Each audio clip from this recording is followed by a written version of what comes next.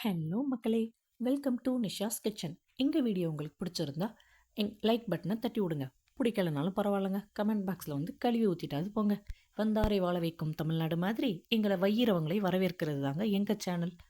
இன்றைக்கி நம்ம வீடியோவில் வேலிப்பருத்திக்காய் புளிக்குழம்பு தாங்க பண்ணியிருக்கோம். அது என்ன வேலிப்பருத்திக்காய் பேர் கொஞ்சம் டிஃப்ரெண்ட்டாக இருக்கேன்னு யோசிக்கிறீங்களா? வாங்க வீடியோக்குள்ளே போய் பார்க்கலாம். இது தாங்க நான் சொன்ன வேலிப்பருத்திக்காய். இதை வந்து நம்ம ஃபஸ்ட்டு இப்படி எடுத்து அதுக்குள்ளே இருக்கிற அந்த விதையெல்லாம் க்ளீன் பண்ணி தனியாக எடுத்து வச்சு குட்டி குட்டியாக கட் பண்ணி வச்சுக்கணுங்க. அப்புறம் கல்லுப்பு மஞ்சளை போட்டு நல்லா கழுவி எடுத்து வச்சுக்கணும் தனியாக. அப்போ தான் அதில் உள்ள கிருமியெல்லாம் நம்மளுக்கு போகும்.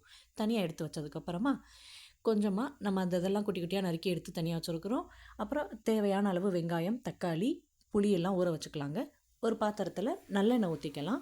நல்லெண்ணெய் ஊற்றினதுக்கப்புறமா அதில் கொஞ்சமாக கடுகு போட்டுக்கலாம்.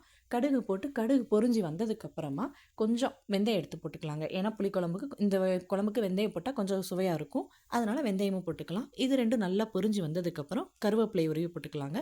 கருவேப்பிலை வெடித்ததுக்கப்புறமா நம்ம நறுக்கி வச்சுருக்கிற சின்ன வெங்காயத்தை சேர்த்துக்கலாம். சேர்த்துட்டு நல்லா வதக்கி விட்டுக்கலாங்க. வெங்காயத்தை நல்லா வதங்கி அது கலர் சேஞ்ச் ஆகிற வரைக்கும் வதக்கி விட்டுக்கிட்டே இருக்கலாம். ஒரு 2 நிமிஷம் ஆனதுக்கப்புறம் அது கலர் சேஞ்ச் ஆகிறது தெரியும் நம்மளுக்கு. வதக்கினதுக்கப்புறமா நம்ம நறுக்கி வச்சுருக்கிற தக்காளியுமே அது கூட சேர்த்துக்கலாங்க. ஆல்ரெடி 3 மீடியம் சைஸ் தக்காளி நறுக்கி வச்சுருக்கிறோம்.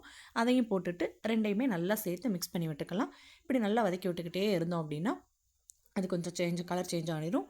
சேஞ்ச் ஆகும்போது நம்ம கொஞ்சமாக கல்லுப்பு போட்டுக்கலாம். ஏன்னா கல்லுப்பு போடுறப்ப வதக்கணும் அப்படின்னா அதுக்கு சீக்கிரமாகவே வதங்கிடும்.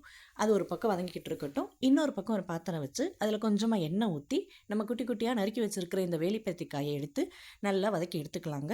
எண்ணெயில் போட்டு எடுக்கும்போது அந்த காய் அதில் உள்ள எல்லா எண்ணெயுமே இழுத்துக்கிடும். அதை ஃபுல்லாக நம்ம வதக்கி இந்த மாதிரி கலர் மாறினதுக்கப்புறம் எடுத்து வச்சுக்கிட்டு இப்போ வதங்கி முடிச்ச அந்த தக்காளி வெங்காயத்து கூட போய் நம்ம வீட்டில் அரைச்சி வச்சுருக்கிற குழம்பு மசாலா ஒரு 2 கரண்டி போட்டுக்கலாங்க.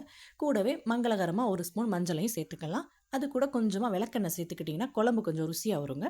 எல்லாத்தையும் போட்டுட்டு நல்லா மிக்ஸ் பண்ணி விட்டுக்கோங்க. விட்டுட்டு கூடவே தண்ணியை சேர்த்துக்கோங்க. தண்ணியை சேர்த்துட்டு நல்லா அப்படி கலந்து விட்டுக்கிட்டே வாங்க. எல்லாம் அப்படி மிக்ஸ் ஆனதுக்கப்புறமா ஒரு பாத்திரத்தை போட்டு மூடி வச்சிடலாம். திரும்ப ஒரு 10 நிமிஷம் கழித்து எடுத்து பார்த்து அது நல்லா கொதித்து வந்ததுக்கப்புறமா நம்ம கரைச்சி வச்சுருக்கிற புளித்தண்ணியை ஊற்றிக்கலாங்க. புளித்தண்ணியை ஊற்றினதுக்கப்புறமா நல்லா மிக்ஸ் பண்ணி விட்டுட்டு நம்ம காரத்துக்கு ஏற்ற மாதிரி வத்தப்பொடியை சேர்த்துக்கலாம்.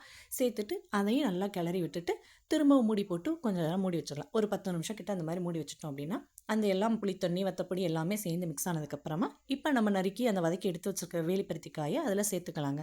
சேர்த்துட்டு இப்போ அதை நல்லா பிரட்டி விட்டுட்டு திரும்பவும் ஒரு மூடி போட்டு ஒரு 5லேருந்து 7 நிமிஷம் வரைக்கும் அதை அப்படியே விட்டுறலாங்க. காய் கொஞ்சம் நல்லா வெந்ததுக்கப்புறமா இந்த மாதிரி எல்லாமே மிக்ஸ் ஆகி வந்துடும். வந்ததுக்கப்புறம் கிளறி விட்டு பார்த்திங்கன்னா அது உங்களுக்கே தெரியும். இப்போ கடைசியாக கருப்பட்டி கொஞ்சமாக சேர்த்துக்கலாங்க.